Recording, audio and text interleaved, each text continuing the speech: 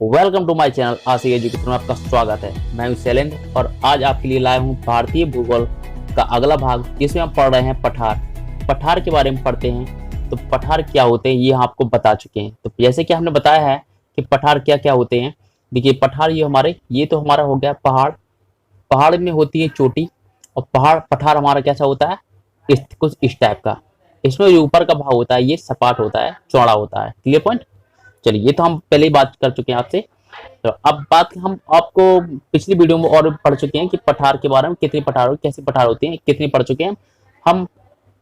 कुछ मालवा का पठार पढ़ चुके हैं, बुंदेलखंड का पठार पढ़ चुके हैं, छत्तीसगढ़ का, और बघेलखंड का पठार पढ़ चुके हैं। तो आज हमारा पठार पढ़ेंगे। आज हम पढ़ेंगे छोटा नागपुर का पठार। क्लियर। ये छोटा नागपुर पठार सबसे महत्वपूर्ण है, सबसे इंपोर्टेंट माना जाता है परीक्षा की दृष्टि से। परीक्षा में बहुत ज्यादा बार पूछा जाता है ये नागपुर का पठार। चलिए इसका विस्तार देख लेते हैं। इसका विस्तार कहाँ कहाँ है। तो इसका विस्तार कहाँ है, झारखंड। झारखंड में, पश्चिम बंगाल में, बिहार और उड़ीसा में पड़ता है। क्लियर। तो सबसे अधिक कहाँ पड़ता है हमारा, ये बात कर लेते हैं कि सबसे अधिक कहाँ पड़ रहा है हमारा।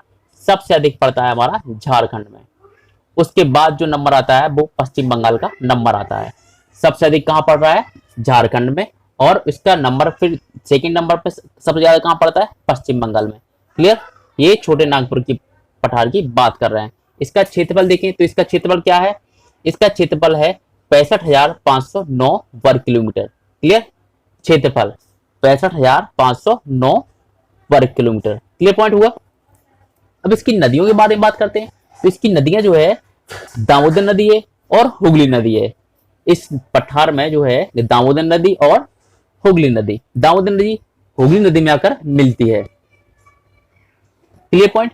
दामोदर नदी जो आगे चल करके कहा मिलती है, हुगली नदी में मिल जाती है। ठीक है। यदि हम नदियों के बारे में आपको बहुत अच्छी तरह अलग से टॉपिक बनाएंगे, जिसमें आपको क्लियर समझ में आएगी नदियां कौन कौन सी हैं। ये हुगली नदी क्या है गंगा नदी, क्या है नर्मदा नदी। इसको हम आगे टॉपिक में बहुत अच्छी तरह शामिल करेंगे, जिसको आपको पूरी तरह हेल्पफुल हो। क्लियर। और इसकी नदी की बात करते हैं तो ये नदी एक स्वर्ण रेखा नदी है, महानदी जो हमने बताया है, और एक सोन नदी है। क्लियर पॉइंट हुआ। अब बात करते हैं ये स्वर्ण रेखा नदी और दामोदर नदी कैसे कैसे घूमती है।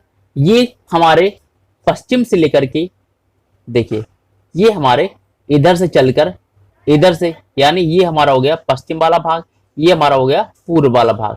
तो पश्चिम से लेकर पूर्व तक बहती हैं, इस दिशा में बहती हुई है। ठीक है। और एक बात याद रखना, दामोदर नदी को कोयला क्षेत्र वाली नदी भी कहा जाता है। किसके, दामोदर नदी को क्या कहा जाता है, कोयला क्षेत्र वाली नदी कहा जाता है। Clear point. इस पठार की ऊंचाई की बात करें तो इसकी ऊंचाई क्या है, इसकी ऊंचाई है 700 मीटर। औसत ऊंचाई की बात करते हैं। क्लियर। औसत ऊंचाई क्या है, 700 मीटर। याद रखिएगा अच्छी तरह से। अब बात करते हैं, ये दामोदर नदी है, ये पठार को दो भागों में बांट रही है। कि कैसे बांट रही है, दो भागों में विभाजित कर रही है। कैसे, एक तो उत्तरी भाग में और एक दक्षिणी भाग में। जब बीच से गुजरेगी तो दो भागों में विभाजित जरूर करेगी। किसे, छोटा नागपुर को पठार को। कौन कर रही है, दामोदर नदी। क्लियर। जब उत्तरी भाग और दक्षिणी भाग विभाजित हो रही है तो उत्तरी भाग हमारा क्या कहलाता है, हजारीबाग, और दक्षिणी भाग कहलाता है रांची का पठार। यहीं से हमारी दक्षिणी भाग में ही हमारी स्वर्ण रेखा नदी है। क्लियर। तो उत्तरी भाग में क्या है हमारा, उत्तरी भाग में हमारा है ऊपर जो है हमारा, ये कहाँ है, ऊपर वाला भाग उत्तरी, नीचे वाला हो गया दक्षिणी भाग। चलिए नीचे बात कर लेते हैं फिगर में। ये देखिए ये हमारी निकल रही है दामोदर नदी, दो भागों में डिवाइड कर रही है। ये हमारा क्या है, यही हमारा छोटा नागपुर का पठार है। Clear point. ये है, देखिए ये हमारी दामोदर नदी हो गई, ये देखिए दामोदर नदी, और इसका उत्तरी भाग ऊपर, नीचे दक्षिणी भाग हो गया। ऊपर जो है हमारी एक पहाड़ी पड़ती है, ये राजमहल की पहाड़ी है। क्लियर। राजमहल की पहाड़ी कहाँ है, यही हजारीबाग में है। क्लियर। हजारीबाग में, याद रखिएगा। और नीचे हमारा क्या पड़ रहा है, रांची का पठार। रांची का पठार दक्षिणी भाग में पड़ रहा है, और उत्तरी भाग में हमारा क्या है, राजमहल। क्लियर पॉइंट, समझ में आया। चलिए, और नीचे ही हमारी जो है क्या निकल रही है दक्षिणी भाग में, दक्षिणी भाग में क्या निकल रही, महानदी। क्लियर। चलिए बात करते हैं अगले पॉइंट की। अब इसे हम क्या कहते हैं, इस पठार को हम भारत का रूहरी प्रदेश भी बोलते हैं। क्यों कहते हैं, तो भाई रूहर प्रदेश इसलिए बोलते हैं, रूहर या बोले या रूर बोले हैं, एक ही बात है। रूर, रूर इसलिए बोलते हैं या रूहर क्या बोलते, इसलिए बोलते क्योंकि यहां पर सबसे अधिक कोयला पाया जाता है, तभी तो इसे कोयलावाई नदी बोलते हैं दामोदर नदी को। तो इस पठार में क्या पाया जाता है, कोयला पाया जाता है और बहुत से अन्य खनिज पदार्थ भी पाए जाते हैं। क्या पाए जाते हैं, बहुत से अन्य खनिज पदार्थ भी पाए जाते हैं, इसलिए यहां पर क्या कहते हैं, इसे रूहर का प्रदेश बोलते हैं। ठीक है। और सबसे अधिक कोयला कहां होता है, ये होता है हमारे झारखंड में, याद रखिएगा झारखंड में। कहां होता है, झारखंड में सबसे अधिक कोयला होता है झारखंड में। क्लियर। और इस पठार को क्या कहते हैं, इस पठार को हम बोलते हैं स्टोर हाउस ऑफ मिनरल्स, यानी कि खनिजों का घर। क्लियर। याद रखिए खनिजों को घर किसे बोलते हैं, इसे बोलते हैं झारखंड, इसके छोटा नागपुर का पठार को। क्लियर। और एक पॉइंट और याद रखिए, इसके एक नाम और है, क्या नाम है इसका, इस पठार को बोलते हैं खनिजों का अजायब घर, अजायब घर। क्लियर।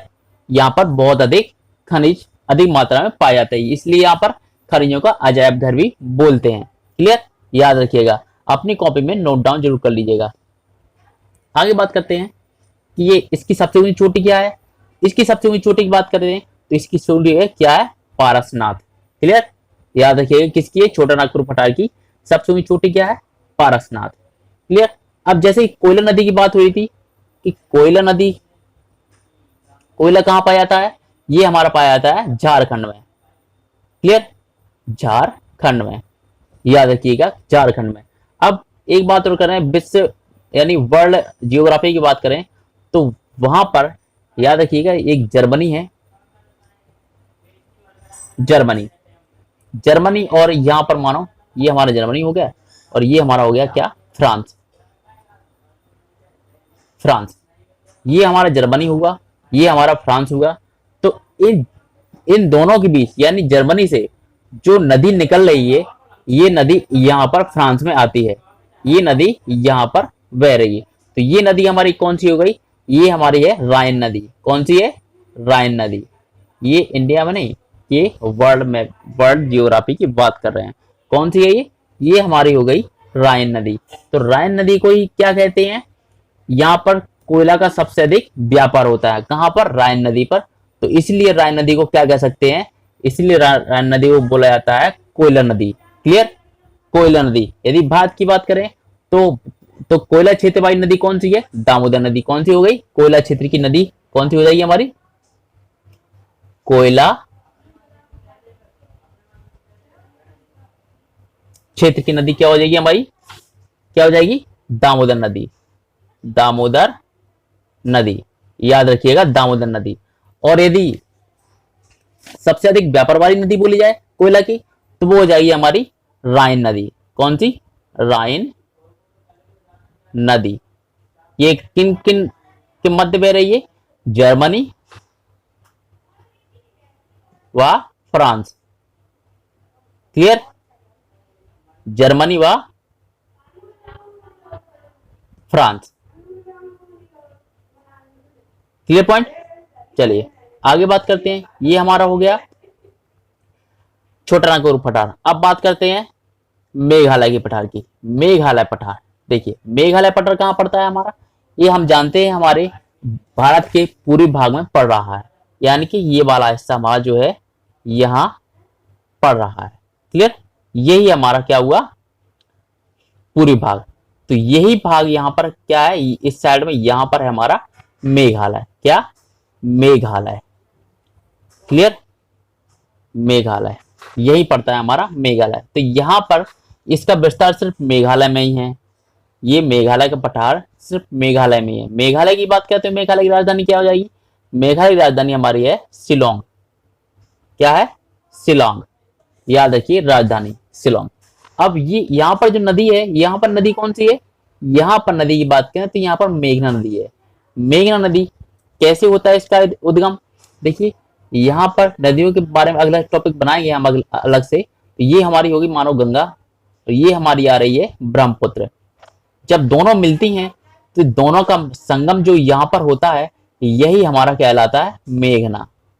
क्या कहलाता है, मेघना।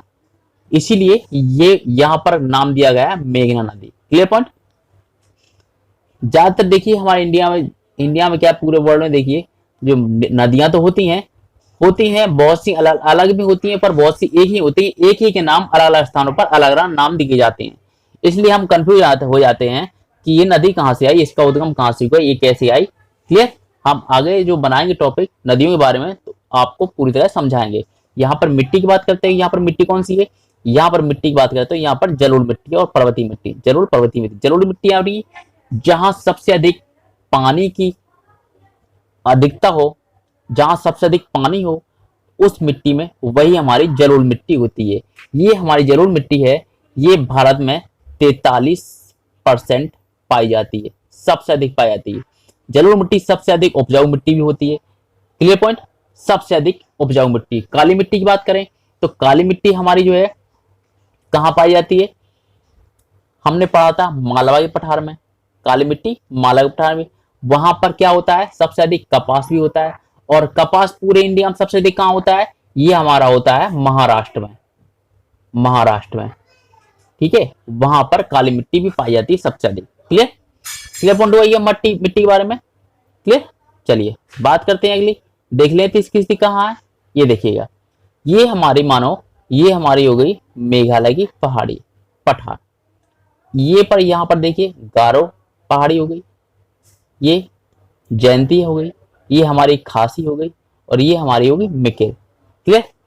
चलिए ये तो हमारी हो गई गारो खासी जयंती की पहाड़ी। ये हमारी कीबानुकार है, दिख रहा है आपको। यहां पर ये देखिए ये पॉइंट जो है ये हमारा क्या है, मासनराम। सबसे अधिक वर्षा भारत में विश्व में सबसे अधिक वर्षा कहाँ होती है, मासनराम में ही होती है। ठीक है। और यहाँ पर चेरापूंजी है, जो यहाँ से मासनराम चेरापूंजी से लेकर मासनराम के बीच कितनी दूरी है, 15 किलोमीटर। क्लियर। जब मानसून बनता है तो मानसून हमारा इसमें प्रवेश करता है तो बादल यहाँ के जो बर्फ पर यहीं पर टकराते रहते हैं, आसपास पहाड़ियों से टकराते रहते हैं, जिससे वो वर्षा करते रहते हैं। इसलिए यही कारण यहाँ का कि मानसनराम में सबसे अधिक वर्षा होती है। कहाँ होती है, मानसनराम में। क्लियर। यहाँ पे भी होती है चेरापूंजी में, पर यहाँ पर सबसे अधिक होती है कहाँ, मानसनराम में। क्लियर पॉइंट हुआ। चलिए बात करते हैं अगली। तो आज हमारे यहीं पर टॉपिक समाप्त होता है पठारों के बारे में। आज का सवाल देख लेते हैं। आज का सवाल क्या है, आज का सवाल हमारा है भारत के सबसे दक्षिण में कौन सी पहाड़ी पड़ती है। भारत के सबसे दक्षिण में कौन सी पहाड़ी पड़ रही है, तो ये आप कमेंट करके जरूर बताइएगा। हम आपको बहुत अच्छी तरह से बता चुके हैं, ये पहाड़ियों के बारे में पहले ही कवर कर चुके हैं, पहाड़ियों के बारे में पूरा पढ़ चुके हैं। अब आपको बताना है ये क्वेश्चन का आंसर क्या है। हो जाएगा इसका आंसर नीलगिरी, कार्डोमम, हरिश्चंद्र या पर इनमें से कोई नहीं। Clear, none of these. आप कमेंट करके जरूर बताइएगा। क्लियर पॉइंट हुआ। चलिए यदि आपको हमारा वीडियो पसंद आया हो तो लाइक और सब्सक्राइब जरूर करें और बेल आइकन घंटे को जरूर दबाइएगा, ताकि हम आगे जो वीडियो बनाएं तो उसके नोटिफिकेशन आपको समय से मिलते रहें। Clear point. चलिए, थैंक्स फॉर वॉचिंग।